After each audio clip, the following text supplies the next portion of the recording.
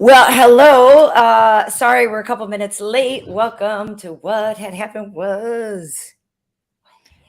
What happened was Karyn Bryant here, along with.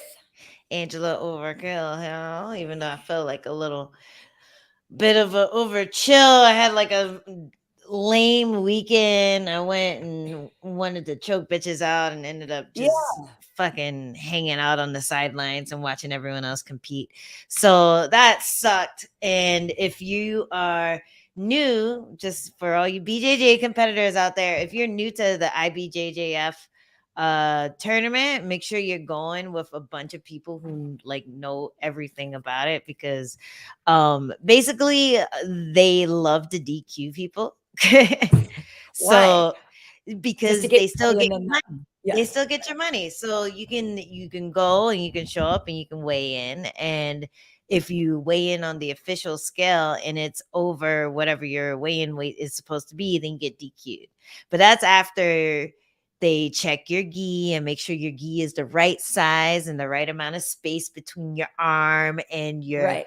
in your armpit and stuff. And so they have this like measuring tool and they shove it in there and they're like, I don't know, 2 centimeters off. And then they check the size of your belt. It's like real crazy strict. So they did all that. And I'm like, okay, cool. Yeah. Pass the test. And then I get on the scale and it's point 0.4 over what the test scale told me it was. So I was like, oh well, I can like get rid of point 0.4 easy. Like Right. I didn't even cut weight for this. And they're like, no, this is it. This is the only chance you don't get to weigh in again. So I'm like, what the fuck? And it sucks because it wasn't even time for me to like compete yet. I could have waited 10 minutes and then jumped on the scale. Uh-huh. So it's just like really lame. And then so I was like, okay, tomorrow I'm gonna make sure I weigh less. I only had gin and tonics for dinner that that night. Smart. And yeah, so then I went in the next day and I weighed under. It was like 124.6 or something. And I Yeah. weighed in at 124. And then my opponent, the only person who showed up for me to grapple against, because there was like 6 girls in the bracket, none of them showed Hmm. up except for one girl. And the same thing happened to her. She saw her name was up on the board. She's like, oh, let me just jump on the scale real quick so they know that Right. I'm here. And then they're like, you're DQ'd because you're over 0.3 or something. And I felt horrible for her because she like came over to me afterwards and she told me what happened. She's like crying and stuff. And I'm like, oh, like, this is so stupid. Why is this tournament so strict? Like, why can't you allow people to go and do something like pee or something, especially if it's Yeah. that small? Or why can't Um, they allow you to say, I'll still take the match? Exactly. And we tried to do that. We're like, hey, like we don't Who care. cares? Like the only other person here is my teammate. So I'm Yeah. like, I would rather just grapple her instead of just pretending to like have a match. So it sucked. Like we couldn't convince him to let us still have a grapple. And it's just like a really lame, like anticlimactic weekend. But what was fun I'm was I got sorry. to watch Casey do his thing Oh live. So yeah. How'd he do? How'd Casey do? He that won, was right? fun. Sorry, I know everyone wants to hear about UFC London, but let me get my boring stories out of the No, way. yeah, we got time. But no, Casey, for people who don't know, Casey is a cameraman who works with Esther and shoots a lot of stuff. And he's just like one of our buddies. And he's one of the guys who actually is like walking the walk and did a whole training thing to go Yeah. from just being a media member into actually learning to fight. And he's been doing jiu-jitsu and stuff for years, but he hadn't really gone for like a fight type of thing Mhm. before. Yeah, this is the first time that he's had a fight. He got to do the whole weight cut thing, the face off, the actual fight. And they were 2-minute rounds, so it was kind of fast. Like I feel like he probably would have liked it to be a longer round because Uh-huh. he was getting going on the ground really well. And he was like posturing up and he got to mount at one point in the first round. And I was like Nice. screaming, using my nasal voice to try to give him some extra help on the sideline, like punch him in the head, punch him harder. but it was good. Like it was a good fight. He put on a dominant Good. performance, so it was really cool to see. Oh, And it that's made me think awesome. of a certain somebody who probably do pretty well in that Wimp to Warrior I would beat a bitch program up. as I would beat a bitch up. I well. just don't want to get punched in the Yeah. face. Like I actually think I would do. I think I actually do think I would do okay. I literally think the hardest part for me would be cutting weight. Um, Nah, you'd be eh, fine. Because you would no, fight at like what 25, which would be yeah, hard for like me to make because but I don't walk. you wouldn't I, do I like for amateur, like you don't do like hardcore fucking Dan Hooker style weight cuts. You know what I mean? Like you're But I not can't. gonna I'm saying I can't. For me you're to just make gonna one, no, for me to make 125 would be really hard. If they said 130, I could do that. But like but see, you can 125, do that. You can do that. It's amateur. You can pick whatever weight class you would comfortably fit into. All you got yeah. to do is eat like a couple of salads. The day before That's weigh-ins. hilarious that you think that that's easy to lose weight. But No, if okay. you're in a fight camp, I'm telling you, Karyn, if you're doing MMA training twice a Yeah. day, 5 or 6 days a week, like you're gonna be a skinny bitch. Like you don't have a Yeah. choice at that point, Yeah. Like that's why a lot of people when they have trouble cutting weight is because they're trying to fit their frame into a weight class that's too small for them. Because a Yeah. lot of the training and stuff, you can most MMA athletes can eat whatever the fuck they want and they'll Yeah. It still seems have like, a six-pack when they wake up because yeah. we're just burning so many calories. So if you're in Right. an MMA fight camp, Karyn, you're gonna be a skinny bitch, whether I you know like it it's or funny. not. It's funny you say that though, because we can actually kind of spin this into UFC London because I was hanging out with our girl Molly Yeah. McCann, the meatball, and not a meatball anymore. Like this girl has her nutrition down to a science and everything now. And so Nice. I was sitting with her on Thursday night, just in the hotel, and we were just kind of chatting for a while. And she wasn't even stressed. She's like, "Yeah, I think I only have like a pound to go. I can just do that in the morning." And Nice. then Paddy came down and sat with us too, and he was like, "Yeah, I'm good. I think I'm gonna be good to go in the morning." And their nutritionist was there, and so I was talking to them for a while, and Molly was just talking about how much she's like evolved and grown up. You know what I mean? Mhm. She's like a lot more serious and feels like she's really coming into her own. And so to see her all week, not all week. I got there on Wednesday. Yeah, I got there Wednesday. But Mhm. ran into her several times, and like I said, sat with her, and she was in such a great headspace. And to Yeah. have Paddy there with her, you could tell just meant so much. And she wasn't stressed. She was calm. It was everything. But that said, looking at her, knowing she weighed in at 25 and she's tiny compared to me. Mhm. So that's when I say, I'm like, well, there's no way I could do that, because like she seems to me, and I posted a picture of us, like she's so much smaller than me that it doesn't even like in my brain, it doesn't even compute to me that I would ever be able to weigh the same amount as little Molly. Yeah, but Molly's a meatball. You have curves, I got So thigh. Yeah, no, she's yoked up everything is here. different. Everything is different. Like Yeah, some people, it was funny going back to the jiu-jitsu tournament. I'm like sitting in the bullpen, and I'm like, maybe somebody is gonna show up for me to grapple. And I'm like right. sizing up all these other girls because you have to wear like your colored rash guard when you're doing Uh-huh. nogi. So every girl that walked by in purple, I'm like, how Right. much does she weigh? Yeah. I'm like, Yeah. like, yeah, she's Hmm. short, but she's thick. Okay, she might be in my weight class. Like, oh, she's Right, tall, right. but she looks like a beanpole. Okay, she might be in my weight class. So everyone's frame is different. Yeah. And Molly It is has true. a very like straight up and down, like And just she's much more tightly thick. compact. Like everything's Yes. compact. Like I kind of Yes. have that Yes. frame too, where I'm like just like a fucking bored. Yeah. Yeah. You're much Yeah. more straight up and down, and I'm much more hourglassy Yeah, and yes. I'm like bottom heavy for sure. You would But have no waist when you weigh in. And well, let's and you say would be like really excited about your weigh-in photos, I whereas I would. am like I look like a POW. Like I need I need nutrients. There's Well, I nothing just put feminine about this. yeah, no, but before we go too far, I do want to say hi to some folks like P. Brown and Dedalus Yeah. and A the Great and James Delaney and Big Dog and What's I said Pete up? Brown. I said, what's up, Joe Boza? What's up, Danny? What up, Kevin Wolfark? What up, MR? What up, Fifth Element? Saying Oh nice my hair, gosh, and so many what up, people in here. numero Thank uno? you. Yeah, we got a lot of good people, so it's good to see you.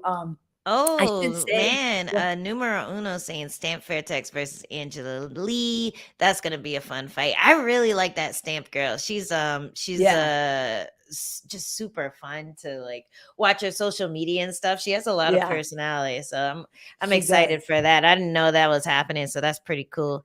She does. Because I saw people are like they're pulling for Angela. I'm like me, oh, not me, the other Angela. But I'm sure they're pulling for me too, just not I would today. think so. I would think so. Okay, uh, so let's see. I don't know where you want to start on the London stuff. Like I said, I just got back last night.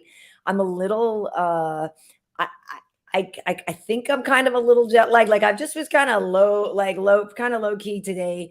Um, slept some, but like lounged on the couch. I'm a little, I feel like slightly wonky. how many Um bevies did you have?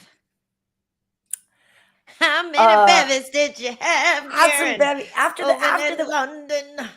after work. I only had, I think, 2 beers with our Scottish friends. Oh. And then, but on the plane ride home, I may or may not have had a few vodka sodas. Oh, saucy lady. Saucy Well, lady. and I so mean, that's how you deal with that flight, right? You that's gotta what I'm have a saying. So I had a few. few in the lounge before I left because Okay. yeah, I had some time, and so then I had some in the lounge, and then I made it to the place. So I was on the plane. I think I was awake for like the first couple hours because I was talking to the guy sitting next to me, and then I started a movie, but I didn't get very far into the movie. And then next thing I know, I woke up and it was like, there's only an hour and 15 minutes left. I was like, yes. That's Like I did not think I slept that long, and I did not expect to, but the vodkas did the trick and just like laid me out Yeah. for it. And so then then, you wake up and, of course, then, there was another meal coming. So I had another vodka soda, Yeah, and of course. 'cause why You gotta not? And wash it so down. totally. Wash that food down. Right. And so then, but then, when you get to LAX, for those who don't know, I'm not going to bore you. We're going to really get to the MMA stuff. But anyways, it's sort of a pain in the ass. Getting Let's through not talk customs, about MMA. We're just honey getting through dicking them to customs get was in here. fine. It was fast, but then you got to like get on the thing to get over to the area to get to Mm, your, your taxi or your Lyft. And then, you're getting that, and then you come home. So then I get home and I was like, tired. yeah. So I was able to get some sleep, but I'm a little wonky, but I am having a bevy. I'm having some red wine here. Oh, a Yeah, because I'm having a bevy. bevy. But so yeah, I mean, well, listen, we may as well start with Maul. And here's the thing, Anne. So I was able to shoot some stuff here. Okay, so let me see here. Okay, so let me do this. I Uh-oh. want to make sure I get our little background Should correct here. And let me get see if over I can here? do this and switch this up here. So we'll put this in. Get ready And for then the I'm gonna show okay, so a video here. Okay, so this is when our girl Maul won. And yeah, listen.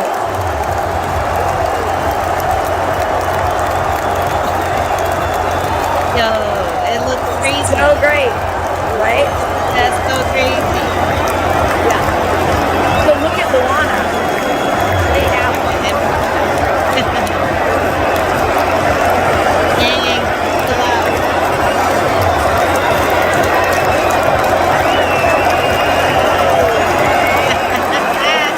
Look at that part where she walks around the belt.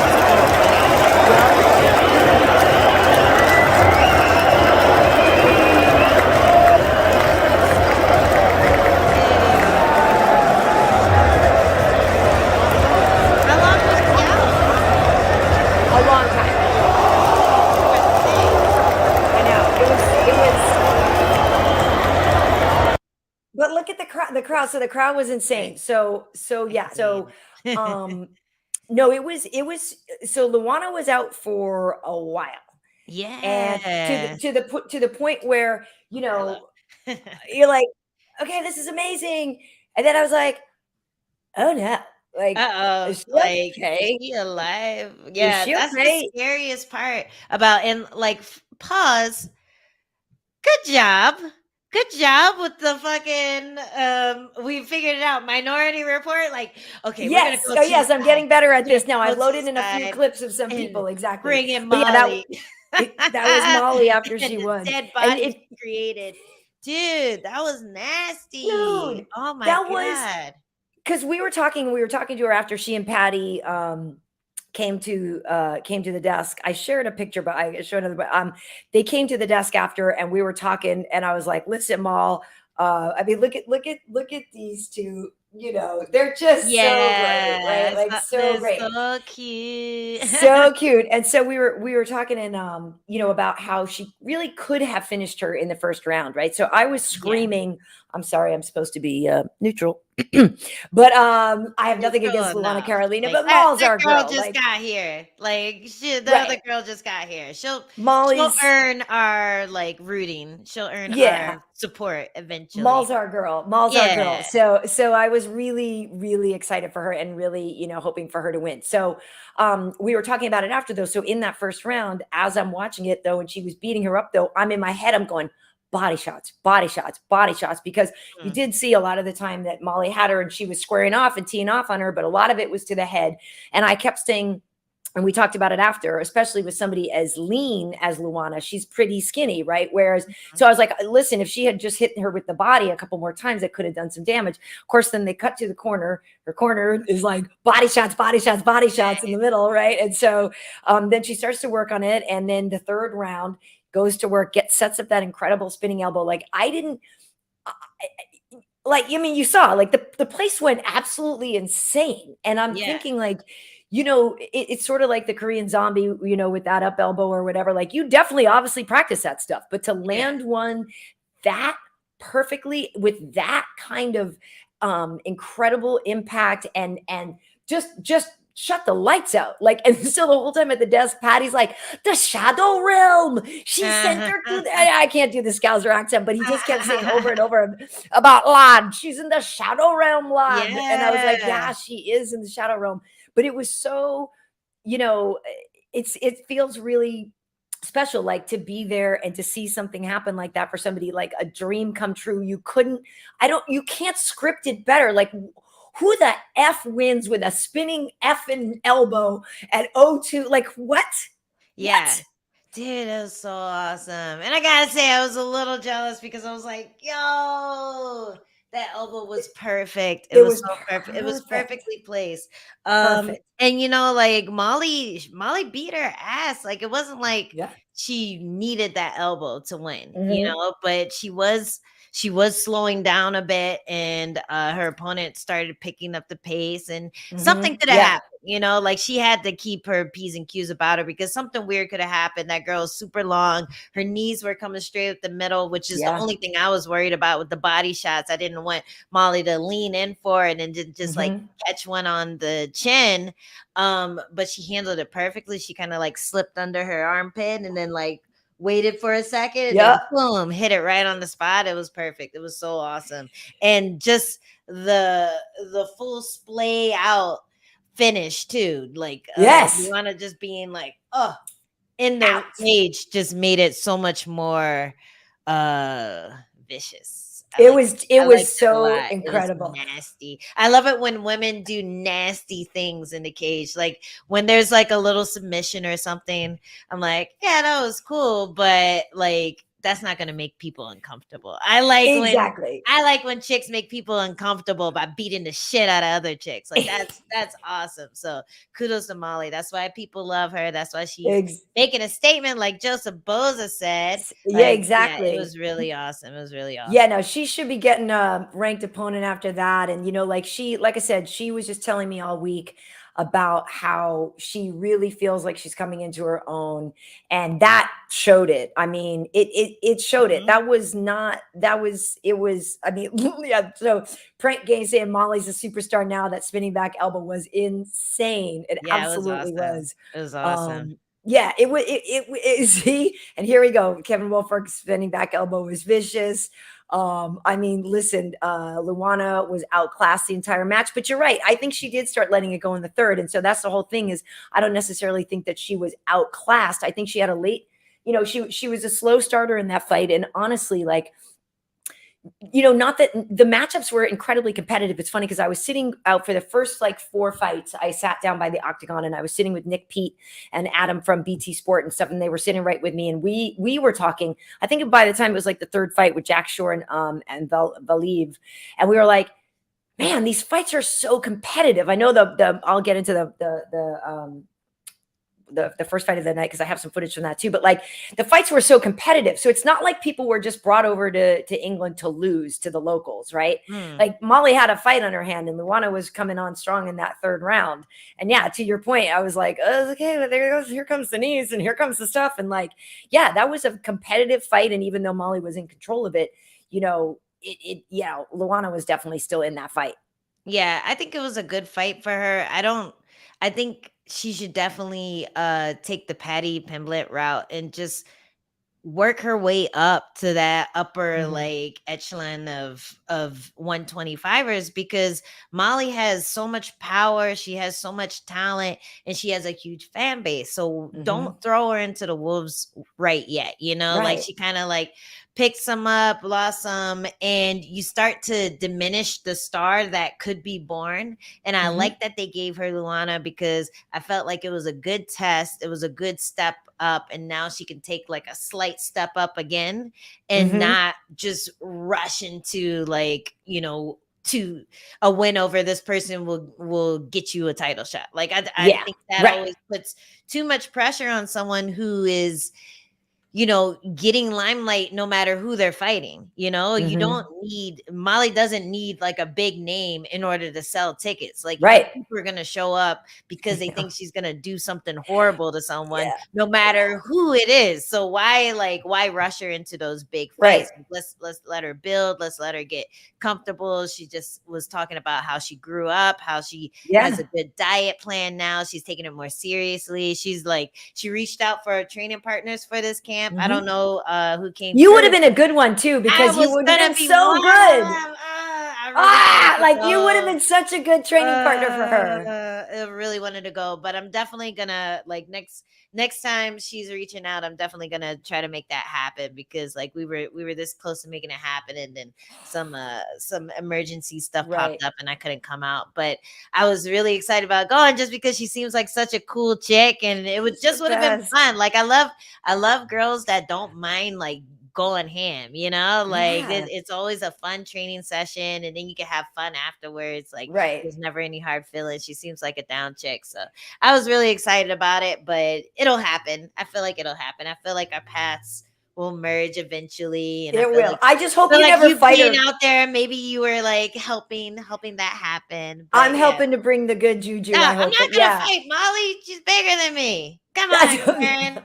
That's true, obviously. I mean, but you never know. You could go up in weight one day and all of a sudden be like, wait, no, it's not gonna happen. I'm struggling to stay above like 125. So that's why I was pissed about the tournament, because I'm like, man, this is bitch weight. Like this is a bitch weight cut. Like just let me do it. Like let me I'll come back in 2 minutes and be 124. Like I was pissed. It was with the gi on, so that was why, but still, I'm pissed.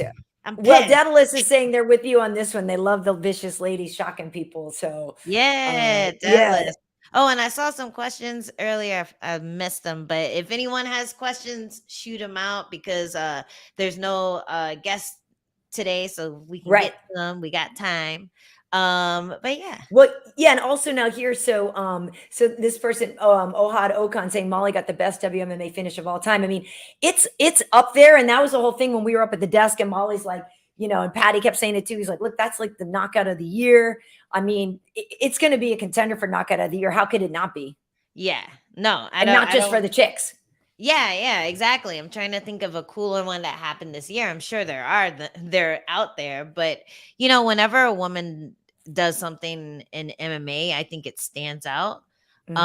Just because there aren't as many of us, there aren't as many weight classes, there aren't as many stars. So when somebody does do something that can compete with the guys, I feel like it just stands out for some reason. Like it's just like, whoa, whoa, a chick did that? Holy Whoa, shit. You know, it's I kind know. of scary. It's like, this doesn't go with our plans of what a woman can do. Like this, this Right. doesn't happen. So yeah, I think it always stands out. But yeah, I'm trying to think. We'll figure it out. We'll figure out a top 10 knockouts For so far sure. for the For next one. sure. Okay, so now I want to show you something else. Now, Oh, this is what happened after Paddy won. Place went mental. yeah. Like crazy. Yeah.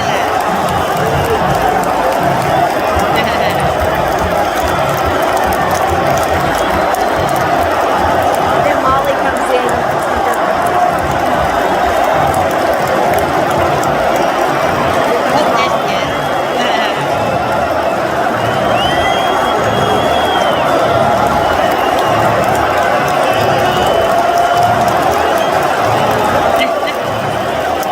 I love how insane the whole thing went. Like the fact that Molly was able to turn such like I the know, fact it's that great. everybody was just flipping out, start giving people stuff, like running back into the cage with the stuff that they have. Like this is so awesome that like it just became like the Molly Patty show. It was. Well, and the funny thing is too, right? So there's funny stuff if you've seen there's all this footage of her sitting by the octagon with a bottle of Hallerhead. Because she told us on at the desk, she's like, oh, she's going on a 3-day bender, you know, that she's hilarious. And so she's there with the bottle of Hallerhead, and she's right by the octagon. And she was sitting with Dana, and so she had said to him before, like, whatever happens, the way the timing of the show works out, she's like, I don't care about, you know, I know I got to do the post stuff after my fight or whatever, but like, there's no way I'm missing Paddy's fight. Like, there's no way I'm not sitting out there for Paddy's fight. Like, you know, it's just, I have to. So, you know, she was sitting there with Dana. So I was talking to Elliot after security, you know, people who would see Elliot's the one with the really incredible beard. Oh One of our yeah. security guys, our UFC security team is the best, you Oh, know. And I so know Elliot was he saying was after, working like, hard. yeah, working real hard. But he was like, at first, because yeah, people aren't supposed to run in the octagon and people aren't supposed to bum rush, but it's Maul and it's Paddy. And it was like he was with Dana, and the whole point was that Dana was like a kid in a candy store. Like he was so thrilled with the night that he was just like, go for it, like do whatever you want, you know. Like he was That's getting pelted with awesome. beer. His voice was totally fried after, like, but literally the night just kept elevating on top of each other and getting like bigger and bigger and bigger. And so Dana like afterwards was like, when he doesn't have words to like express how fired up he is, you know what I mean? You're like, we freaking killed it. And so Yeah. to see Molly and Paddy up there together was really fun. I will say, you know, the only thing that scares me about Paddy is like he's got to play better defense, man, because he takes too many before he turns it around. And it's like, Yeah. you know, as like you said, they're gonna, you know, slowly build him up, hopefully. And he says that too, you know, he wants to take his time and stuff, but like, yeah, you know, a lot more people are going to exploit him because Kazula landed some really good shots. I was talking to his coach Hector after, because Hector used to be one of Cobrina's jiu-jitsu coaches here in LA, and then opened a shop out in Vegas. So I know him, but we were talking about it. It was close. And for Paddy, he's going to have to learn some better defense moving up, because he's not going to, I don't want to rely, you know, you can't rely on a good chin for too long. Yeah. And that's the scary part about you know, just anyone who has a lot of hype behind them. You know that he's working on it. You know, like Of he's course. definitely working on it. But he's always going to get people who are highly motivated to kill. You know, like they're always going to be in there. They're like, sometimes you get ready for a fight and you're like, oh, I'm not feeling this matchup, or Right. nobody's even watching. Like, what does it mean? And you Mm-hmm. got to hype yourself up to like just, you know, train hard every day. If you get a Right. Paddy Pimblett fight, like you're like, oh, this is my chance. Like, this is it. You're Yeah. out there, you're running at 6 a.m. You're like doing all the strength and conditioning you need to do. You're hitting pads hard, like cracking, like really feeling yourself, because you're like, this is my chance to shine. So Paddy Mm-hmm. is gonna probably have rough moments his Yeah. entire career, just because so many people want to beat his ass. So many people want to take that fame that he has and Yeah. put it on their record. Like, hey, I beat Paddy Pimblett. So yeah, he's always going to run into that problem. But I feel like fighters who are under the radar don't have to run into that as much Right. because they're not facing someone who's super highly motivated. Like, yeah, they want to win, but they're not like, oh, I have a lot of eyes on this fight, so I want to make a statement. I want to get him out of there in the first round. Like, they're not fighting people like that every time. And who knows, like, if Paddy is someone who does better as the fight goes on because he's had so many finishes. So who knows how good Paddy is in the second and third round. We haven't seen it. So that's going to be interesting too. Like once that happens, will that be the game plan going forward to try to beat Paddy, trying to drag him into the later rounds instead of just cracking him, getting excited about finishing him? Then he survives and does his fucking scouse thing and like survives and crawls up you and chokes you out. Yeah.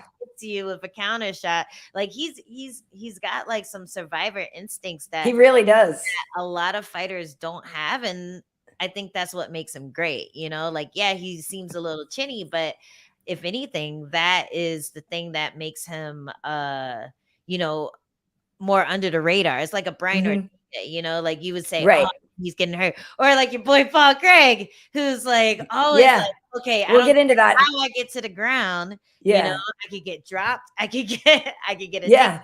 It doesn't matter how I get to the ground, but once I'm in the ground, then it's over. And I feel like that's what happened with Paddy. Is as soon as he got on top, it was over. So yeah, he's definitely gonna have to watch out for that chin, but he has motivation to work on it for sure. For sure. Well, Kevin is asking what's the connection between Paddy and Molly, training partners, longtime friends. So they are training partners. Paddy refers to her as his big sister. They're just incredibly close because of being training partners, because of where they're from. They're a team. So they are not related by blood, but they are related by sweat, and yeah. So they're great. They're great together. They're just adorable together. And remember, they both fought on the same card in September in Vegas, and they both won that night. And so now they just both fought again on the same card, and they will, probably always argue to be on the same card together. I mean, and it certainly helps with their team anyway.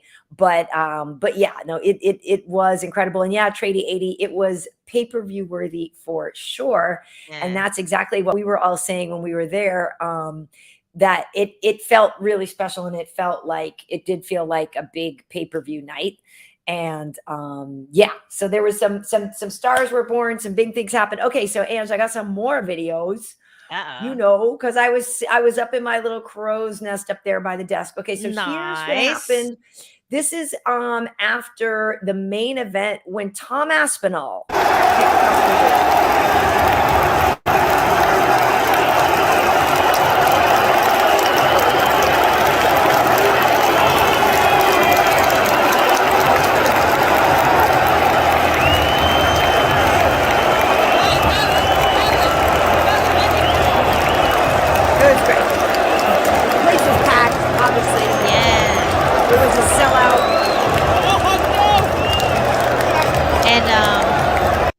trying to see where Volkov is.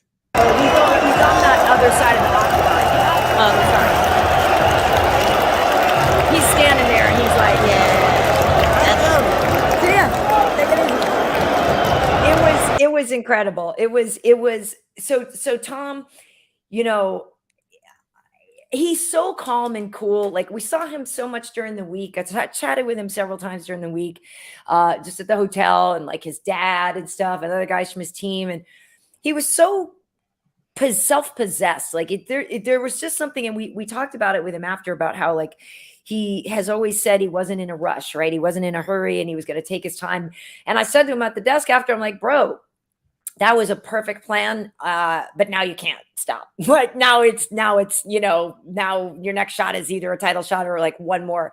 So it'll probably be him versus Tai Tuivasa. That's who he called out, and it makes a lot of sense because Tai is top 5 too. And it would be an incredible fight. It was really, he's so freaking fast for a heavyweight. He's so freaking fast. And like, there was one shot he clocked Volkov with, I think it was a left hand. I was like, oh my God. Like, it was just you could just see that it just like Volkov's like, like it just like you could tell it kind of put his brain for like a second. And it did make me nervous because Volkov is incredibly good, and he does have that that so much experience. And you know, I mean, look at the last time I was in London, it went really the wrong way for Darren Till, right? And so with everybody building up and all of the locals winning, you know, there was this part of me that was just like, don't screw Tom over. You know what I mean? Yeah. Like, don't let him be the guy that doesn't get it, you know? Yeah. But it ended up just being just one on top of another. And like, so when he, I mean, it was awesome. It was such a great win for him to do it with that straight arm lock. Like what, like where did that come from, dude? I know. And then like, it was just like, I feel like I don't think anybody didn't like Tom Aspinall yet, but cause he's such a good dude. But if you, I mean, if you're looking for somebody to get behind, he's such a stand-up guy. He's got 3 kids. You know, he was talking about when he was first fighting that, you know, people thought he was crazy. Like, you have 3 young kids at home. What are you doing? You can't, you know, get a real job. You can't do this. Like, what do you know, you're not going to support your family on this. You have 3 young kids. Go get a job. And it's just really cool to see that it's working out, obviously incredibly well. He's so talented, such a, just like, he's doing everything right, man. He's doing everything right. He is. And it's just like he has been under the radar a lot. You Mhm. know, he is one of these guys who never really had a lot of people harping his name except for people who are in his weight class, you know, who are Yeah. like kind of avoiding him because he's one of those special athletes that are just coming out and destroying everyone. So it's really cool to see someone just, you know, creep up there, creep up the rankings, and now they're this huge star because they finally were able to fight in their home country, first time Mhm. since COVID. And it's just really cool to see. It's really cool to see UFC coming home for all the British fighters, and it was cool to see them all get, or mostly all of them got wins, right? Yeah. There were a couple, maybe 1 or 2 that didn't win out of the British fighters on the card. Well, yeah, the girl, Corey McKenna didn't win. Okay. And Jai Herbert didn't win. But you know, Jai Herbert had some success at the beginning of that first round, but then Ilia Mm, Topuria turned it around. yeah. Ilia Topuria is a handful, you know, and Mm, that was a lightweight fight for him. You know, he was coming up from featherweight. He had some hard times on his last fight, and he couldn't make weight, and it had some medical issues that basically then they sat he sat down with Dana and stuff, and they were like, yeah, you got to fight at lightweight. So he mm. moved up to lightweight, and we were a little curious how that skill set would translate. And also this week, since he and Paddy had kind of gotten into that scuffle at the Oh hotel, yeah. there was talk about is Ilya distracted, you know, because he was kind of talking more about Paddy all week, you Yeah. know, than he was about Jai Herbert. And Mhm. there was that kind of curiosity about his focus. And he did have to weather the storm in the first round, but then he turned it around and got that win. And Ilya is a problem. I don't think, you know, and I know they were trying to say like, oh, maybe Ilya and Paddy should fight. I don't think they should fight because Well, not for Patty's sake. that's what I'm saying. I'm like, Yes, I don't man. know if I would throw Paddy in there with Oof. Ilya right now because I think Ilya is a real problem. Yeah, and you know, Patty, he came onto the scene with a knockout, but he's still learning, you know, he's still Yeah. learning in the striking department. He's more of a grappler than a Right. striker. Right. So yeah, give the guy some time. Um, yeah, you don't want him fighting anyone with knockout power like Ilya right now. But on the other hand, that was great build up. Like, how great was that build up for a potential fight in the future? Like, Mm-hmm. it won't happen next, but it could happen 2 fights from now. It It could. It definitely could. could. It could be his, like, first ranked guy, you know? So that's something that could be in the future, and I know they're both gonna be motivated for it for sure, For especially sure. after, you know, all the back and forth. I was kinda, like, enjoying it because I had met Patty when he was out in San Diego, and I did Uh-huh. his, Oh, and podcast. you shared a picture. You were wearing your Paddy wig. That was very cute. Oh, yeah. Thanks. It's not my favorite wig, but it was good for the occasion. Adam wears it better than I do. But yeah, yeah, I like Patty, and when I was hearing about all the back and forth, it was just making me laugh because Yeah. like he had the Wikipedia clip where where it says like most known for getting sanitized with like hand sanitizer, getting the hand sanitizer bottle smashed over his head. It's just like Right. really silly stuff. I It's feel like that's silly. how I talk shit. It's Yeah, just like silly exactly. shit talk. So Yeah. it made me laugh. But also, you know, Topuria, he has a right to be mad. He's mad He about does. name calling with his Yeah, country and everything, and he's a countryman, very proud. So, you know, I exactly. think it would be an exciting fight down the road. Yeah, I think so. I think so as well. Okay, so I don't have unfortunately I didn't get any footage after and maybe because I was a little sad, I'm not gonna lie, after the Arnold Allen Dan Hooker fight. And that's Oh, nothing against Arnold Allen. I just really like Dan Hooker, you know what I mean? yeah. He's a great guy. I just don't know Arnold that well. I did see him backstage and the whole thing and absolutely congratulated him and wished him well. And that dude is also a problem. You know, he was number 8 Yeah. going into this fight. He was on, I think, like a 7-fight win streak or something. And so now, actually, in featherweight, he has actually no, it was 8. He has 9. He has the most wins in the featherweight division. Now, the longest active consecutive win streak with 9. So now he's even got more wins in a row than Volkanovski, the champ. So Whoa. Arnold Allen is on a freaking tear. And really, what it is with him is he'd had some injuries and different things, and also then, of course, with COVID and being over in Mm, Europe and not being able to come over, so he hasn't been as active as he could be. But he is now a person like you can't you don't go out and do that to Dan Hooker and not get a massive fight after that. Like Dan was the yeah. number 8 lightweight coming back down to featherweight. And so he wasn't obviously ranked, you know, in the top 10 there, but it's Dan freaking Hooker. And so now for Arnold to have gotten that win, um, that kid is good. Like I did not expect him because you know the thing is when you watch some of his fights, he's very talented, but he had decisions in his last couple fights, right? He hadn't been Mm, finishing fights. And Dan mhm. Hooker always seemed like so much more of a finisher, like who sees the blood, smells the blood, and goes for the kill. And whereas Right. Arnold is incredibly talented and technical and everything, but he hadn't gotten as many finishes and stuff. So to see what he did, I was floored by that. I was Yeah. very, very, very, very, very You impressed with him. you think it has something to do with the crowd though? Had to. I always feel like when there's a lot of I don't know, just like that big energy, kind of Yeah. like when there's a McGregor card or something, Right. or a New York card, or you know, like there's always like a certain type of energy when you go to a big city. Mhm. You know, Vegas can get a little stale just because we're always in Vegas and some most of the time without like a crowd. Oh Ohad is yeah. feeling the pain too. I know. Oh yeah. Oh yeah, Diane Hooker.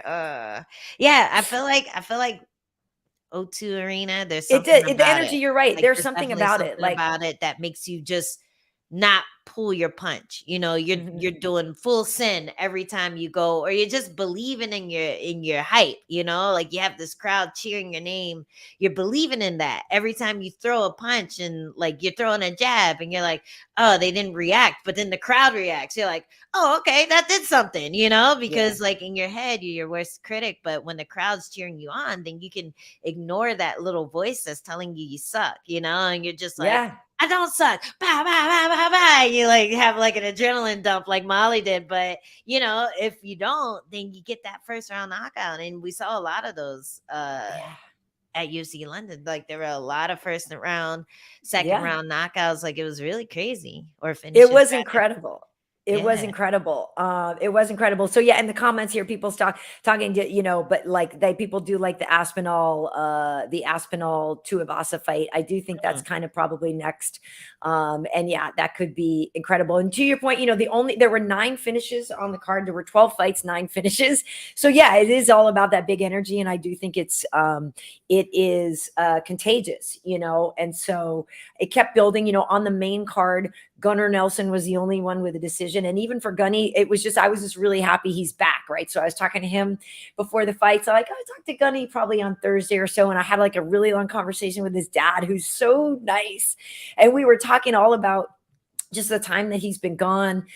He had some rib injuries, like in the fight with Gilbert, and then he had trained with that guy in the mountain, remember? And then like re-injured it or whatever. And so Gunnar was Yeah. dealing with some injuries for quite some time, Yeah, rib he's injuries, been but gone forever. 2.5 years. He's got a baby girl now too, though. Oh. And I know, and he's so like when I saw him, like I was legit excited to see him. I was like, hey, and I, and we were laughing at the what were we laughing at the weigh-ins? Because when he came out, we were like, "Oh my God, is he going to smile? Is he going to smile? Is he going to smile? Is he going to smile?" And then he was on the scale for the ceremonial weigh-in, and it was like there was like this tiny little grin, and we were like, "Oh my God, Connor smiled." He's found happiness. You could tell he was happy to be back. I was talking to John Kavanaugh, just about just how good it is to have him back, and what a cool thing to have Gunnar there, because obviously the welterweight division at the top of it, there's a log jam, right? There's a lot of people who fought each other. Now we have obviously Khamzat as an infusion of new blood in there, but there's a lot of guys that have been around for a while, and all of a sudden Gunny gets to come back and be like a new guy again, even though he's been around. And so I'm legitimately happy he's back. Yeah, for sure. It's a really nice feeling to see that too. Like I remember when Jess got her first big win after all of her setbacks, like getting her suspension, which was like a bullshit suspension. Totally, like anyone could look at her and see she's We're talking about Jessica Penne, folks. For Jessica Penne, yes. My friend. My friend. And just seeing the joy of not just winning, but just the joy of just being there and seeing that people are happy to see you. I think a lot of times you can build up in your head that people forgot about you, or they don't care about you, or they're not even going to remember you. And then when you go and people are like, hey, like, oh, where you been? Then it's just like, oh man, I bet that feels really great. Like I wouldn't know because I'm there every weekend, but I could experience that through my friend, and I can imagine how he must have felt being on such a huge card too, and having that experience. That's really awesome. And that's how we all were. Like all of us were just like, oh my God, we're so happy you're here. Yeah. Like we were just really, really, really excited. We were really excited to see him come back. And so now I don't know what will happen. 200 is asking, 200 Rana is saying, do you think Burns will beat Chimaev? I don't know. Speaking of that division, I don't know. That fight to me is I don't know. It's gonna be interesting because, like, okay, Khamzat's really good. He's really good, but we don't know how good he is. And Burns has been good for a long time. So I think the thing Chimaev has over Burns is that there is no footage of Chimaev because he keeps finishing his damn fights too fast. Like that's an advantage, because you can't game plan. You don't know. That's how John Jones was at the beginning. Nobody had any tape on John Jones. Exactly. So once those fighters like that's what I was saying about Paddy. Once fighters like that start going to decision, or at least have like more than half of a round to watch and dissect, then you start seeing people have more competitive rounds against them. Even if the guy still beats them, then you see fighters who maybe you wouldn't expect a couple of years ago to give them trouble. They start giving them trouble because you have good coaches, you have teammates, you have people who can look at a tape and go, okay, this is where we can get in on him. This is what we have to look out for. Chimaev, he's like this big scary question mark box. You don't know what you're gonna get, like you don't know if you're gonna get a punch, if you're gonna get a takedown. So far it's been a lot of like knockouts, but we don't know. So that's the scary part for Burns. But on the flip side, it's an advantage at the same time. He has the skill. He has been in deep water. He has been he has felt adversity and overcome it. So that's where he has the advantage as well. You're just not sure. We're still not sure how good Chimaev is. We're not sure where he belongs. You know what I mean? Just coming out of nowhere, never fighting the top guys. We're still not sure where he lands. So that's the big question mark. It is a question mark. I know you have your theories. I know, because everything I've been told from people on the inside is that just because we haven't seen his striking yet doesn't mean it doesn't exist, and that he's basically Gustafsson. He's like the same kind of striking as Gustafsson, all that kind of stuff. But yeah, it's crazy. I do think he's going to have a massive size advantage. Gilbert's not a big guy. You know, obviously they weigh in the same, but like we were talking about earlier, the weight is distributed differently. And Khamzat is massive. You know, it's not like you'd ever expect Burns to fight at 85. You know what I mean? Yeah, it's like, for but sure. right. So that to me is that'll be a good fight. Let's just yeah, let's just say it. That'll be a good fight. Okay, so I have some other things to share here. Let me see, what have I got here left that I didn't share yet.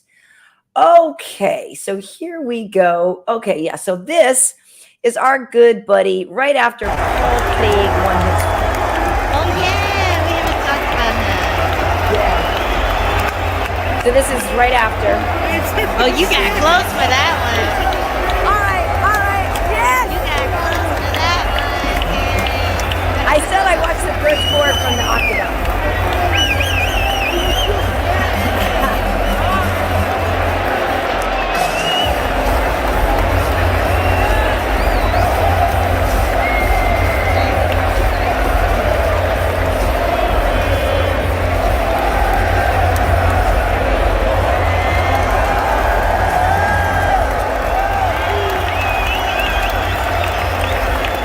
That was awesome.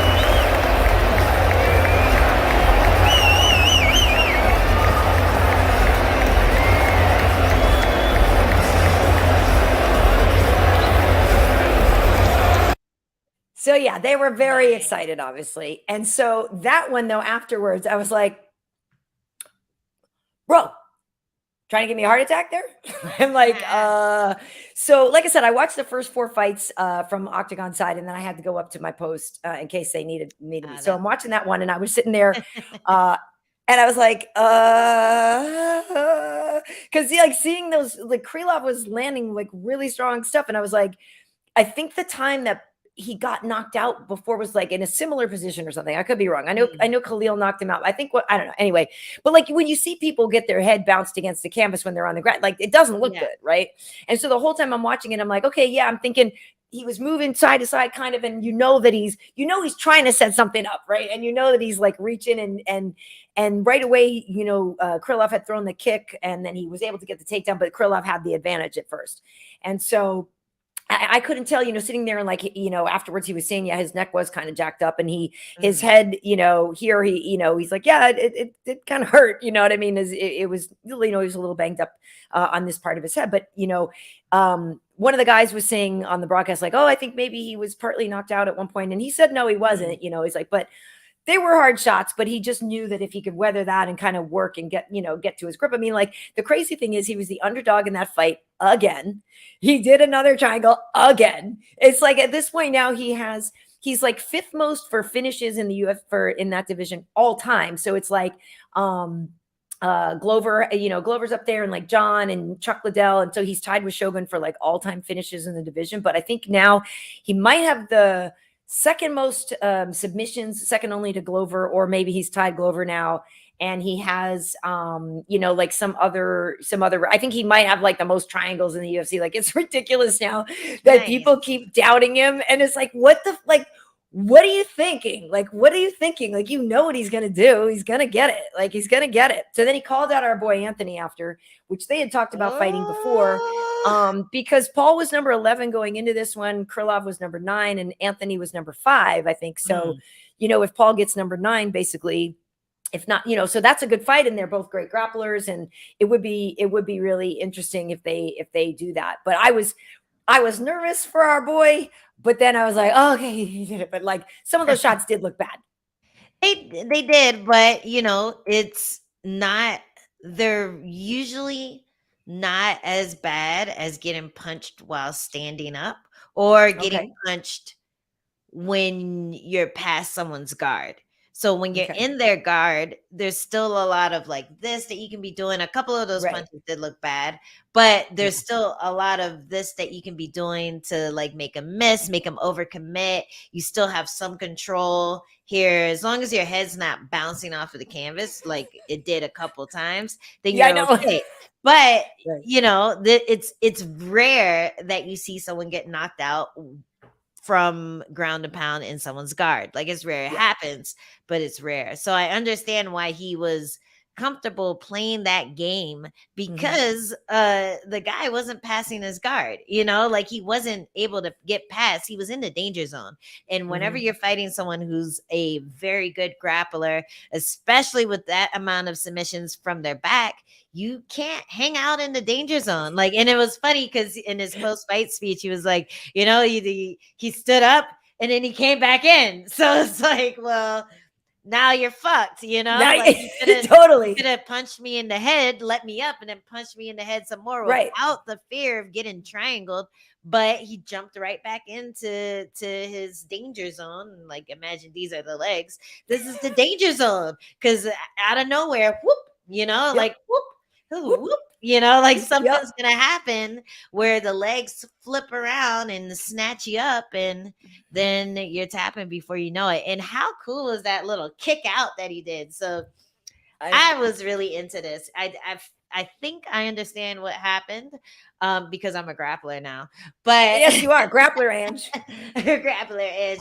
So what I think happened is that he was fucking with one arm. Well, what had happened was What had happened was Craig was fucking with one arm. He pulled it across, and as he was trying to like get his balance back, he like kick flip, like what pow, like just kicked his leg all the way around both the arm and caught it right on his neck. It was really cool to watch, like just the fact that he like just spun his leg all the way around like a break dancer and then landed right in that locked up triangle position. It was really cool. But you can tell that that's just his shit. He knows how to set it up without even knowing how to set it up. Like it's almost like when you're at that level, you can make shit up on the fly and it'll work because you just understand the way the body works so well.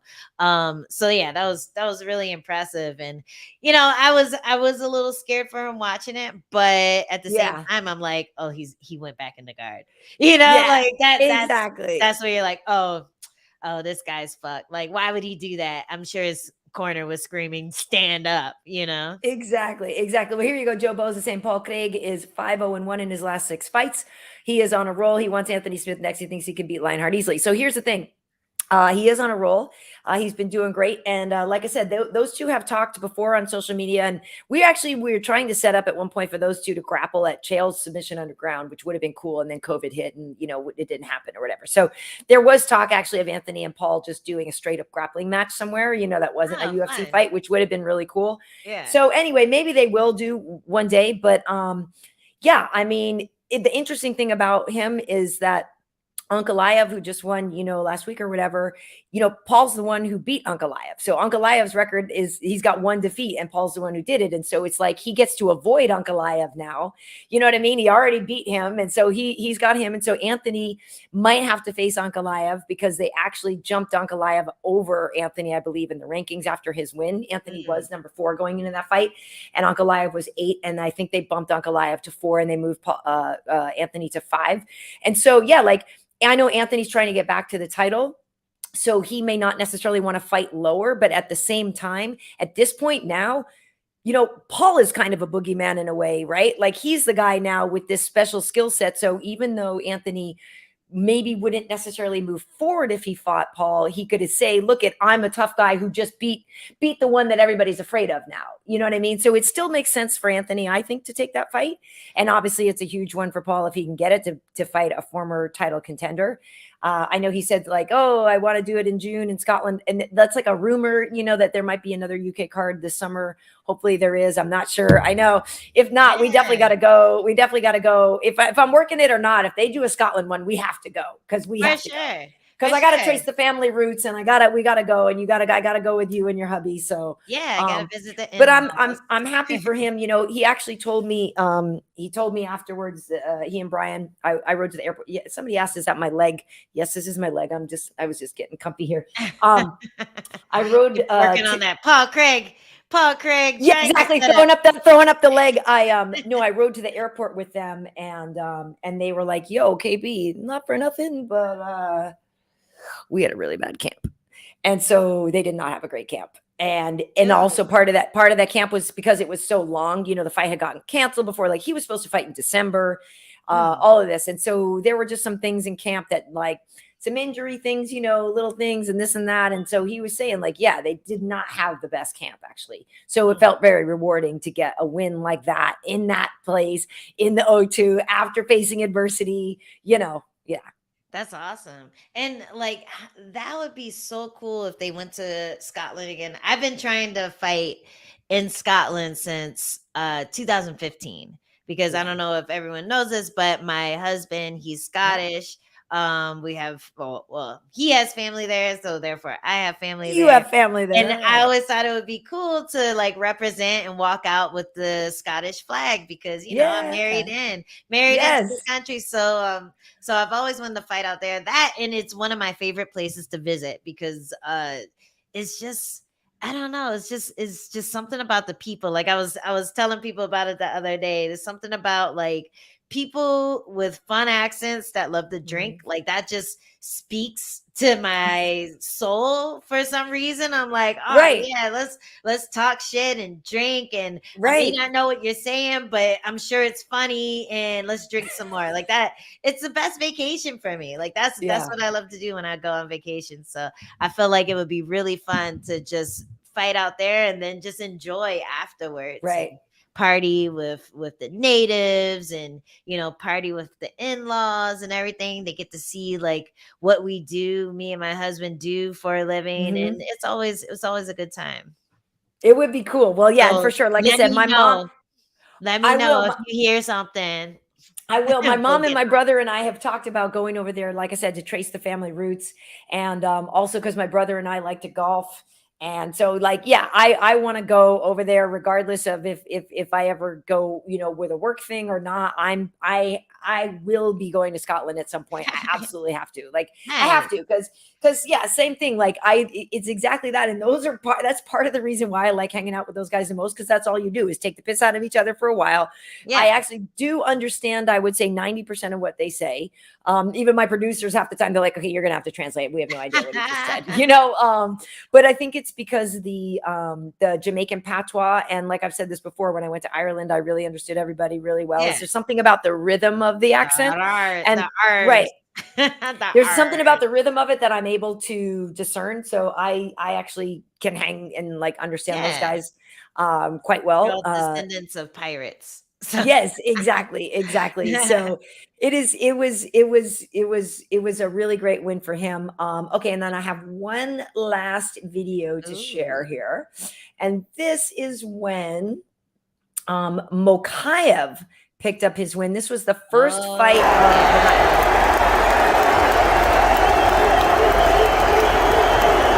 That was the best, and that's the first fight of the night, people. The first fight of the night, and it is crazy.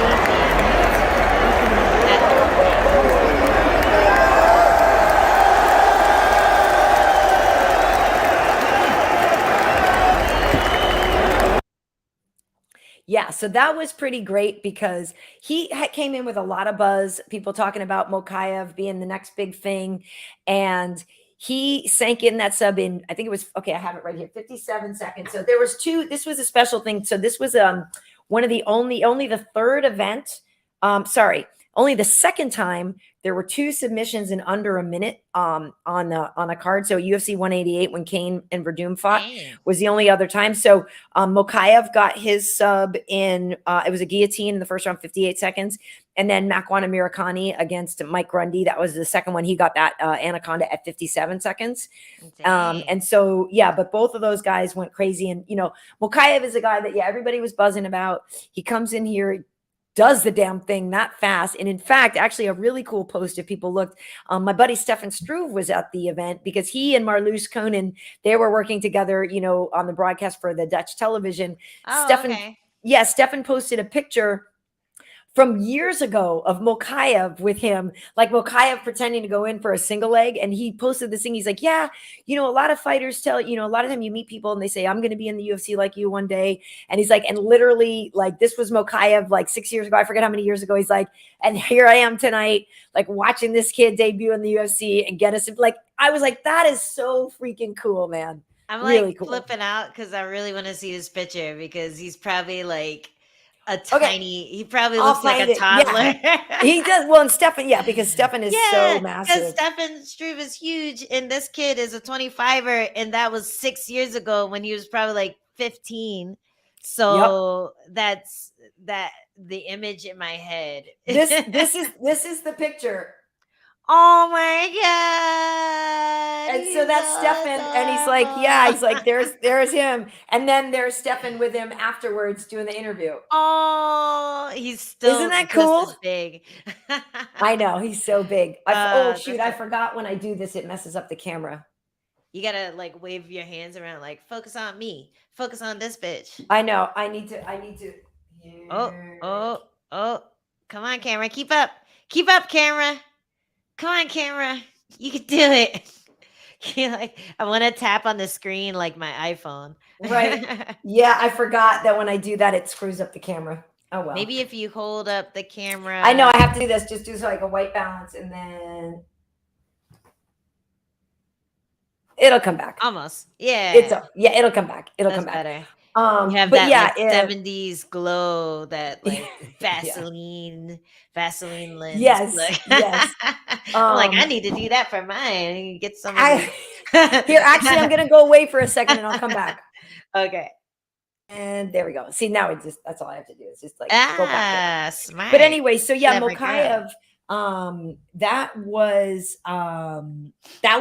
was impressive.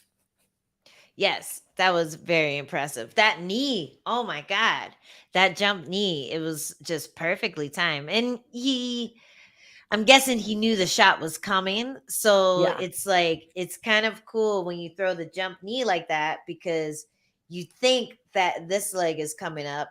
So this leg is the target.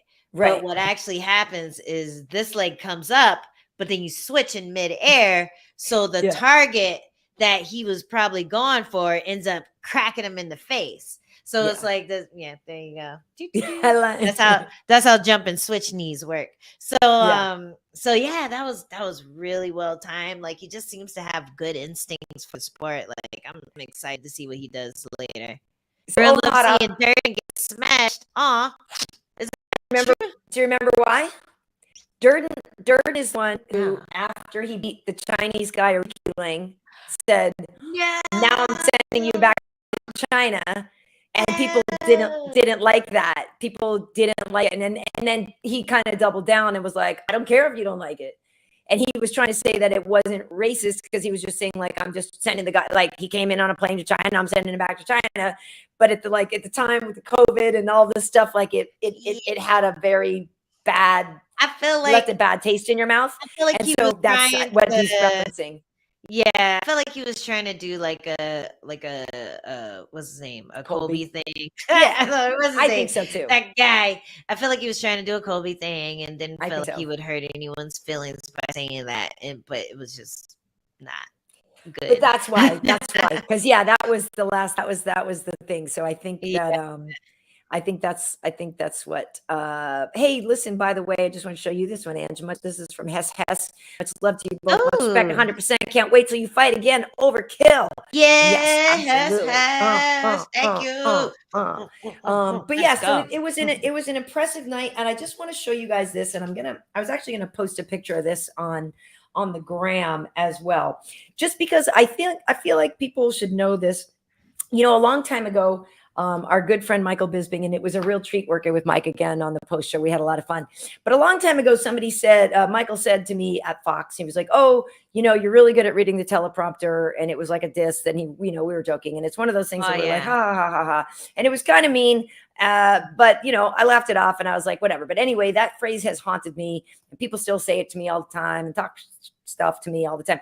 I just want you to know that we, of course, don't have a teleprompter. I don't know how many times I've told people this. And especially when we go to the post show, anything I do is live anyway, right? The pregame, the postgame, all that stuff is live. We have absolutely no script. I have a rundown that I get and I start writing stuff down. But meanwhile, in my ear, they start talking to me and they're like, oh, okay, so the thing you wrote down, we have an order for it. Don't do this, change that. And so literally I can be talking. Somebody tweeted, they're like, holy crap, look at KB, like taking notes while she's not even looking at the thing, right? Because I'll be like looking at you and I'm writing something down about like what's coming next or whatever. So I just want to explain to people this. I want to explain to people, this is what I work off of for the post show. So this is literally my quote unquote teleprompter. This is me writing one thing, then nope, that's not happening. Writing this, okay, this is a thing. Oh wait, no, cross that out. Wait, we have an order for it. 1, 2, 3. Oh no, wait, no, change that order. Do this. All of that is happening while I'm live and while I don't have a net. And so I just want to say, for those people who think that I just stand around and read, you can kiss my chocolate ass. Did someone say that recently? Oh yeah, people say it all the time. All the time. Oh, how do we get on that topic? Well, because it's actually, I keep all of my things from like all the shows that I have them all. Okay. And it's kind of cool. And I was actually looking at this one because it was exciting to me, but I'm like, yeah, this was a hot mess, our post show, because we were going to be doing one thing and then like we'd call an audible, in my ear, and they're like, okay, wait, like start with this. Paddy and Molly are going to be up there with you. And then, oh, wait, no. Okay, you got to stall for 2 minutes. Oh, wait, no, don't do that interview. Throw to Dana. Okay, after Dana, no, we're going to this interview. Skip that interview. Go over here. Oh, wait, here comes Tom Aspinall. Okay, skip it. You know what I mean? And like, so the whole thing was going crazy. But it was really, really fun to be back in the arena. It was just really fun. Like, obviously, we've been working at the Apex a lot. And those shows are great too, but it did feel really great to be back out in the packed arena, getting the fighters like fresh off the wind, sweaty, blood on their shorts still. It's a different feeling and it's awesome. Yeah, it's really cool. But like, kudos to you for doing what you do, because like that shit looked like some Da Vinci Code shit, like hieroglyphics. Like, you definitely don't have to worry about anyone looking over your shoulder and stealing your notes. No cheating. I'm like, what's that triangle for? What are these words? What is happening? What is that scratched out? Is that important? Like, that's a skilled note taker. You have your shorthand, you know exactly what you're writing down, you know exactly the order of everything. My notes look just as unorganized, but the problem is I still don't know what I wrote down. Well, my handwriting is crap, so half the time I can't read my notes either. But yeah, I think when I take notes, it's more the act of writing it down that helps me, as opposed to being able to look at it, because I'm just like, the fuck was I talking about? Exactly. Then I'll remember what I was writing, and then I'll be like, oh, okay. But yeah, good job. And if there was a teleprompter at one point, you wrote it. So I like the script anyway, right? That is like also the thing that people have to remember. If there is a teleprompter in the studio, it's your doc file that you sent the fucking people to put on teleprompter. So y'all need to give Karyn her respect. Put some respect on her name. Yes. I like having braids, I do. I could do this. I could turn. I know. I whip my hair back and forth. I whip my hair Put back some and forth. respect on her name. Yes, I love it. I love like learning that too, because I think I said this on the show before, but that's one of those things that you don't assume when you're not like clued into like the way the UFC works. Like backstage, you assume that they give you a script and you're just reading it. And I don't know if it's because you're a woman or if it's because like I just assume that some fucking guy writing everything down and telling us what to do all the time. But like, I think it's amazing that you do all that work, even though I should have known that from the get-go. Yeah, exactly. All right, well, so let's listen here if there's some questions here that we want to get to, because we've been talking for a while. But I am curious what people are if they've got some questions. People still sort of talking about Colby and Adesanya and stuff like that. I don't know. Is that happening? I don't think so. No, he's fighting King and Ear next, right? That's who he said he wanted. Oh, okay. But So there's nothing official yet. yeah, I don't think so. I don't know, but also people talking about the Tuivasa thing, but something about Stipe, Prank Game talking about Stipe, because that's the thing is Stipe's the guy who's incredible, but to me with Stipe at this point I'm sort of like crap or get off the pot now. Like stay, like fight or retire. As much Yeah. as I'm a Stipe fan and he's incredible, I think like now you can't hold up that number 3 position or whatever he's in now and not Mm. get active. Like you gotta fight now, bro. Well, what has he said? Because like a lot of times people are dealing with injuries. Like Right. you have like Michelle Watterson just came out saying that she had some like career-ending Could injury have that been she career has to. ending, right? Yeah, so like you always wonder what people are keeping close to cuff. Right.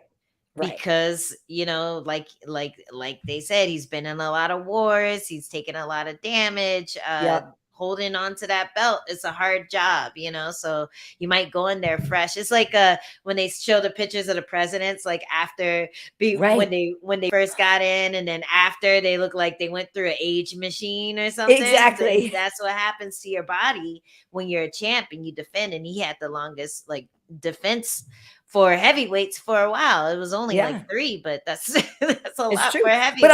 I would actually love to see Aspinall versus Stipe because like to me Mhm. Aspinall is the newer version of Stipe, right? Because when Stipe came out, he was that lean heavyweight that everybody was all of a sudden like, "Oh, cuz heavyweights used to just look like Roy Nelson, right? Or heavy Right. or like, there were a lot more just sort of big guys and Stipe really showed that you could be much more athletic and explosive. And so he was like a leaner heavyweight, even though he's still, it's not like he was small, but you know what I mean? It was just a different kind of frame and a different kind of build.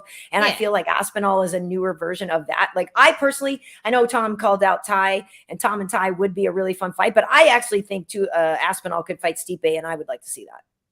Yeah, I think that would be fun. I think it would be a cool fight. But I always get a little sad for the young guy versus the guy that's been in there. Like I always get a little sad when those matchups happen. Um, but Because yeah, it's it'd the be an awesome changing of the fight. guard fight, and you I know it. know. And it's like, what is he gonna do? What can Stipe do that's gonna be fresh and new and I something don't that know. people can't prepare Wrestle, but for? even that's the thing. You would think he would have to try to lean on his wrestling, but I mean, I don't Yeah. know. And that's the thing too, is just Aspinall is so fast. He's Right. such a quick study. You have so much tape again on Stipe. You have like Mhm. fucking 5-round fights on Stipe that you can watch and break down and figure out Yeah. exactly what makes him tick. And Aspinall, you're still figuring out what this guy can do. So it's Dude, there's it's just like literally scary. I think there's less than 8 minutes of fight time for Tom Aspinall in the UFC. It's Wow. something insane like that. Like literally, if it's not 8, it's under 9 minutes or something like that. Wow. That's nice. That's nice when you gotta when you have to do desk work for them. Like I always Yeah, get excited when we have a fighter like that on the card. I'm like, oh, I could do this like the day of. Like just go totally. through all their tape. they're Totally. all they're all 1-minute fights. Perfect. Yeah. That's so funny. Yeah, he's exciting. I'm really I'm excited for Tom Aspinall. Yeah, so I don't know. Oh, I know, Ange. I know what I was going to ask you. Hold on one second. I was going to ask you, Angela Overkill, Oh. who overkilled it at UFC Ah! London? Who overkilled it at UFC London? Who overkilled it at UFC London? Who overkilled it? Oh my gosh.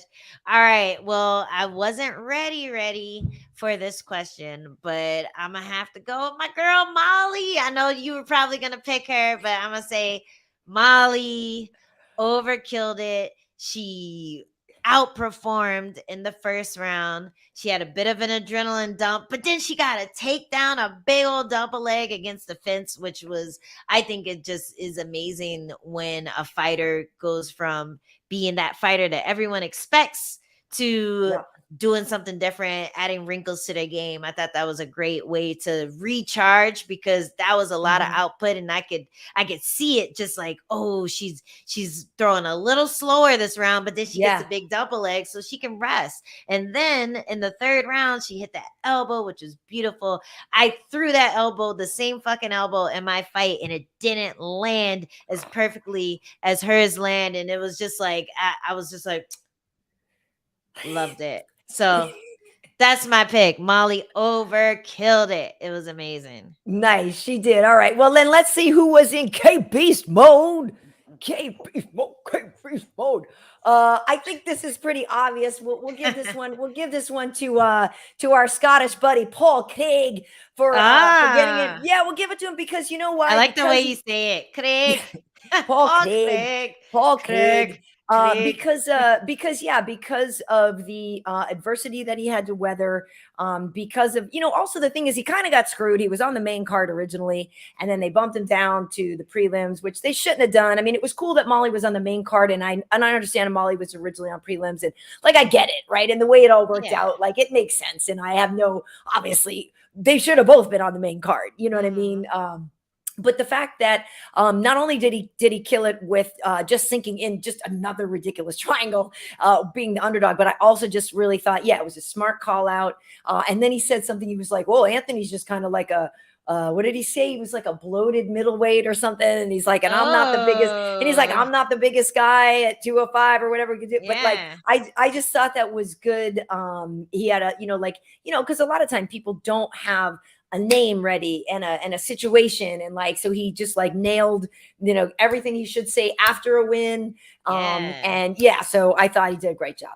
And hopefully we get that Scotland card. Like, maybe that would be the thing that pushes them over the edge of just like, signing the check, signing the. Well, I was told that I think that they were saying that some of the what's going to happen in the future, was somewhat dependent on how this show went. And obviously it was a huge success. And so the other cool thing that was going on was this whole week in England, there were people from the French Commission there. So the whole week was all about also wooing. Oh, that reminds me. It was all about wooing the French people to try to get a show in France, right? And so obviously with this show being a huge success, it was like, hey, we may have just like laid the groundwork for a show in France, which reminds me, Angela, guess who came and sat down next to me one morning at Brecky? Oh, our good friend, Mr. Cyril Gane. I was like, hello. No, he did. Oh, and hey, we do have a tip right here, and it sounds like it was made by Cyril Gane himself. It isn't, but what? It is just as Eddie Rodriguez. Stay looking young and gorgeous. Y'all have a blessed week. That's so sweet. Thank you, Eddie. So sweet. And I don't know if anyone remembers when Cyril Gane came on the show. His first words were, "Hello, you beautiful ladies," and we just went, "Oh my god!" So literally, I was sitting at breakfast, and I was just sitting by myself, right? And all of a sudden, like, he just comes in and sits down. Is like, he like comes in and gives me a hug, and I'm like, "Oh, hello, hi." So we were sitting there chatting for a while, and I was telling him, how nice it was that he came on with us. And, like, the cool thing about him is, well, one of the cool things is that he has such a great attitude about this whole thing. Like, he was just like, look, I'm a guy who, this isn't some people could argue that this is not the right mindset, right? Like, some people want you to be a do or die. Like, this is all I can do in my life or I'm going to die. Like, Cyril has the other approach of like, I'm an athlete. This is a challenge. This is fun for me. I can try to do this. I can win. People said I can be a prize fighter. Like, he has an interesting mindset about it. And so like, I even said to him, like, dude, I think, sometimes your fans maybe take your loss harder than you even seem to. Cause like, like you have such a great attitude about this, and it's just all upside for him. He's so nice and likable, and it looked like they were really doing some serious work about trying to get a France show going. So, good job, Cyril. Do that, and I promise, Coach, that next time they have an Aries show in France, that I'm gonna go out there. So I'm gonna have to go to France and Scotland. I just have to. There's I mean, nothing you I just can have do. to. My hands are tied. I have so many people are counting on me to To show show up, up. and drink and eat croissants. And Totally. pretend to work. Yeah. Totally. Well, let's see. Are there any other questions here before we get out of here? But yeah, so Yeah. anyway, we should know, like, yeah, you haven't really fully started camp yet, right? Because you're fighting in May? Or when are you Um, fighting? I yeah, forget. it's May 14th. I think I said 21st last time, but it's Oh, actually okay. May 14th. And camp has started. Like I've Okay. been training pretty much the entire time. So camp has already started, but now the strength and conditioning starts. Mhm. Now I'm not skipping, sessions when I'm tired. I'm just going and doing what I can do. Yeah. So yeah, that's how camp is here, because like every session is accounted for. You try to get at least 2 in a day. Uh-huh. You're looking at tape a little bit more. You're working on certain techniques a little bit more than Uh-huh. just going with the flow of, like, what's the ebbing and vibing of the MMA world. Like, Right. you'll see a cool knee and then you're like, let's work on knees today, and then that's like Yeah. the theme of the week. But right now, because we have a certain opponent, you focus more on what's going to work against this person, as Right. opposed to what's cool. So yeah, camp has definitely started. I'm back to, like, striking a lot, back to sparring with, like, Muay Thai fighters, sparring, Uh-huh. grappling with jiu-jitsu people, getting MMA sparring rounds in with some good girls that I meet with a lot. So yeah, it's gonna be fun. I'm excited about this and feeling a lot of confidence, like just like raw confidence going into this one. Nice. I love it. I love it. Yeah. I love it. Well, folks should know that this is episode 56 of our show. And you can also find us over on Spotify and Apple Podcasts and iHeartRadio. And we do this on Angie's Twitch. It's also on my YouTube and Twitter. So yeah, usually we do these on Sundays, but since I was traveling yesterday and I was on my way back from London, we didn't. But next weekend we will probably be back on Sunday after that Columbus card, and Yeah. we will talk about that. That's got heavyweights in the main event there, Blades and Dawkins. So Yes, I'm excited heavyweights on about that display one. again. So yeah, that'll be good.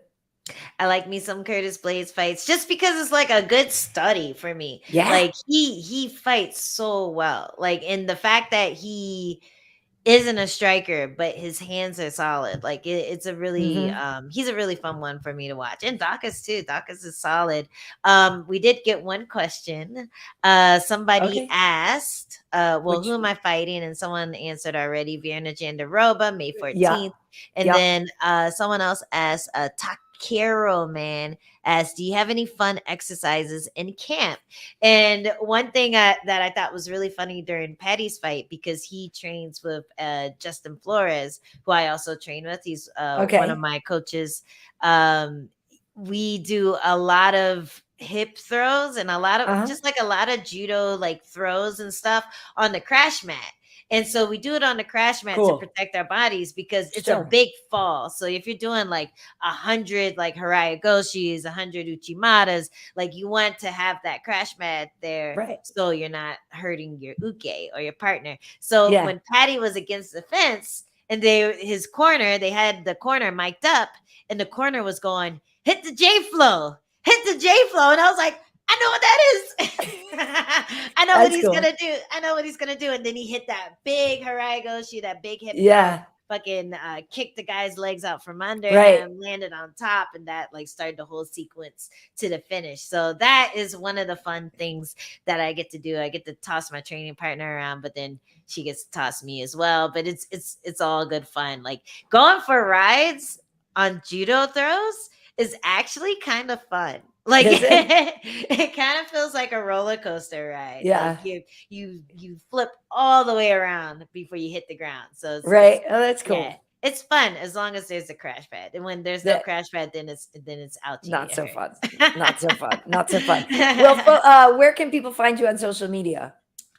People can find me at Spotify. Oh wait, not Spotify. Well, you can find the show on Spotify. You can find. I'm trying to steal your job now. You can find me on Instagram and Twitter at Angie Overkill. Also TikTok at Overkill Hill, and on Sirius every Wednesday between 9 and 11 Pacific time, which is also 11 and 1 Eastern. I don't know. Y'all do the math. You guys know.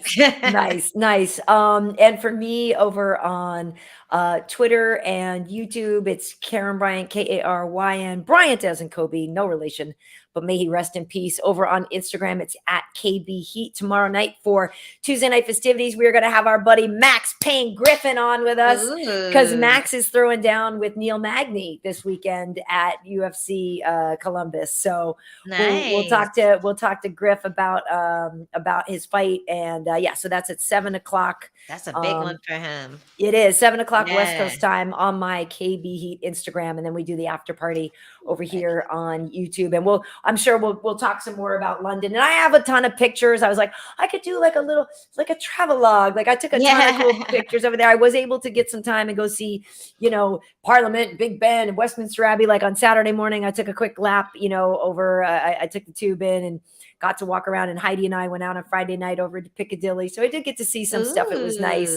Fun. But London's just great. The crowd was awesome. The people are great. It was really good to get back out on the road and just out among the people. So hopefully we'll keep it going. I feel like London is like is really, really similar to New York. Yeah. Just like the amount of stuff you can do, and like, transportation and everything. Yeah, it's great. Really cool. Everyone walks around like they're too cool for school, and everyone's dressed really nice. And yeah. I saw some talent. I saw some talent over there. I was like, you know what? KB might need to come back. Yeah, I saw some talent walking around the streets. Because like you said, what happened to the talent? What happened was nothing. But actually, this guy, I was walking on the one day on Thursday when I went over to the Tower Bridge and stuff, and I was walking around. Like I said, when I was walking around, it was kind of near lunchtime, and so a lot of people had come out of the offices, and they were working. So yeah, I love when dudes are wearing suits and stuff. So I saw a lot of good-looking guys in suits, and I saw this guy walk by me. And he wasn't bad looking, but he walked by me, and I could tell that he kind of clocked me. I was waiting for my Uber to go back to the hotel. So the guy like kind of clocked me. I could see it. And then I was like, oh boy. And so then he came back around and he's like, Karyn. And I was like, yeah. Hi. He's like, hi, my name's Connor. And we were talking, and he's like, what are you doing here? And I was talking, and he's like, so, and then he said like, oh, well, have you ever gone, for a drink up at the so-and-so? I'm like, no, I haven't. Wait, was he British? He was British. Yeah. So what did it actually sound like when he said, hi, terrible at it. He's like, I don't know. I can't do the English accent. I don't know. Come on, you just heard it in your head. I know you know what it sounds like. Oh, what is it? I don't know. I'm tired, Angela. My brain isn't working. Okay. I'm sorry. Anyway, but my point only was that I was like, if I hadn't been waiting for my lift, because I think he was like going to ask me for a beer, and I was literally like, I probably would have said yes if I didn't have to go back for my to go to the hotel, because I was like, yeah. I would probably let a person buy me a beer. Hell yeah. Yeah, why not? But I didn't, because it didn't work. Whatever. Anyway, but I did see some talent over there. So, yeah. See, if I was there, we would have definitely stood up the Uber. I had to get back and do the show. I couldn't not, like, I'm not going to not show up to, like, the reason I'm there is for work. Like, I'm not there to be a tourist and go out and, like, meet boys. I was there to do a job. You should have taken him, brought him, like, bring your hook up to work day. No one would have been mad. Like, oh, okay. Oh God, boss lady over here. Okay, yeah, I'm done. I'm sorry. Yeah. All right. Well, anyway, folks, thank you so much for joining us. And again, you can listen to this on Spotify, Apple Podcasts, and iHeartRadio. You can watch it over on Twitch/Angie Overkill. You can watch it on my Twitter and on YouTube. And we appreciate you guys checking in with us and having questions and being part of the conversation. It's the good stuff, right? Yeah. Thanks, guys. See you next week. Week. Yeah, we will see you next time if I can remember to do this. All right. Peace out, everybody.